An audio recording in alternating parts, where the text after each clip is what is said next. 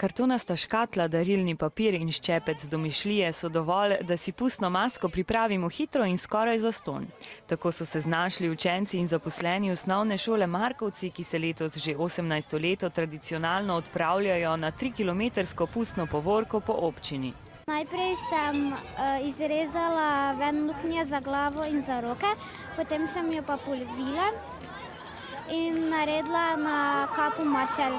Čeprav so to masko izbrali, ker je bila pustna sobota letos na praznik zaljubljenih, je njen namen, da tako kot drugi liki iz ljudske kulture odžene zimo in prinese pomlad.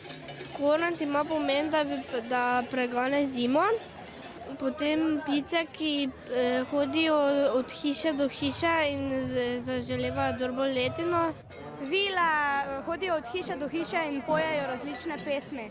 Spritne roke pa so ustvarile že marsikaj.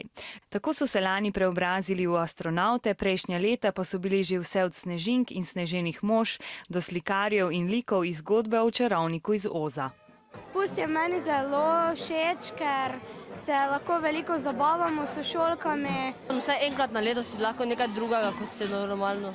Poleg zabavne preobrazbe pa veselje prineseta tudi dobra hrana in pijača. Na poti se prazna darila in lačni želočki ustavijo pri hišah in okrepčajo s krofi in bomboni. Tako lažje preženejo prezeble noge in morda tudi zimo.